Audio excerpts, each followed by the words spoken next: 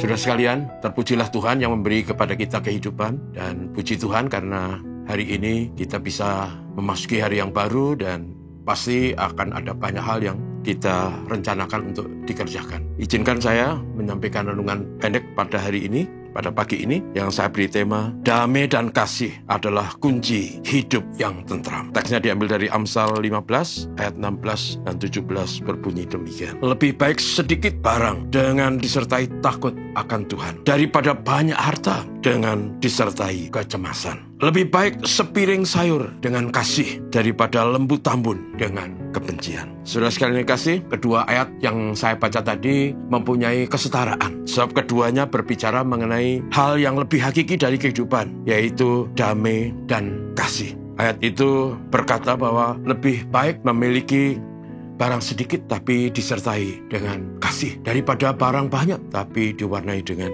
kebencian. Dalam hidup ini, orang selalu ingin punya barang-barang. Kalau bicara mengenai hidup, memang kita tidak bisa lepas dari keperluan dan kebutuhan yang harus tercukupi. Dan kalau orang punya rumah, dia ingin punya barang-barang yang baik, yang bermutu. Ya, kalau bisa banyak, indah, nyaman. Seperti kalau kita masuk rumah orang kaya, ada sofa yang sangat aduhai, ada ruangan yang luas dan udara yang sejuk. Dan saudara, tapi itu bukan kunci utama sebuah kehidupan yang diwarnai dengan damai sejahtera. Ternyata banyak orang yang mempunyai segala-galanya tetapi tidak mempunyai damai sejahtera. Karena itu dikatakan oleh teks kita, lebih baik barang sedikit tetapi disertai kasih, disertai ketentraman. Saudaraku, yang namanya manusia juga selalu ingin menikmati hidup ini. Kalau kita bicara mengenai makanan, tadi ayat berkata bahwa lebih baik sepiring sayur, lebih baik sepiring sayur yang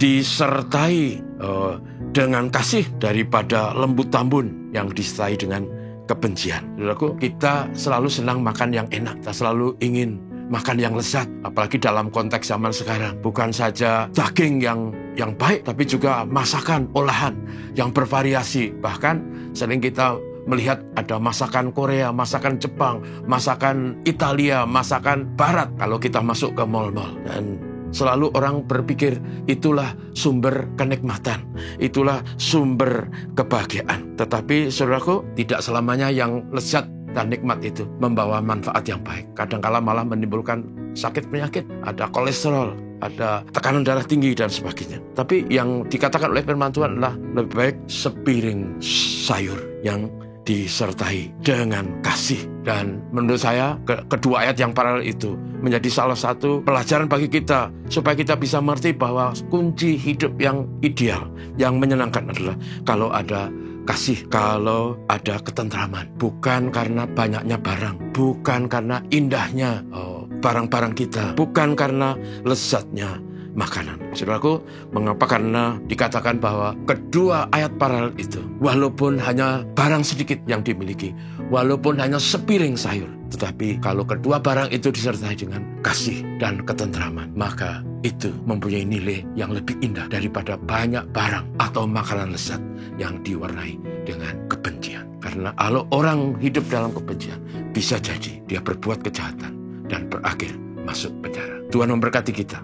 Mari kita berdoa. Terima kasih Tuhan, Bapa Surgawi. Terima kasih karena hari ini kami diingatkan bahwa hidup yang bermutu bukan tergantung pada apa yang kami punya, bukan tergantung pada apa yang kami makan atau kami pakai, tapi tergantung kepada kasih, tergantung kepada kedamaian. Dan kami bersyukur untuk kebenaran firman Tuhan. Menolong kami supaya kami memahami hal ini dan kami tidak silau dan tidak salah pilih. Biarlah kami hidup dengan hormat syukur kepada Tuhan. Karena itulah yang dihendaki Tuhan. Terima kasih Tuhan Yesus. Haleluya.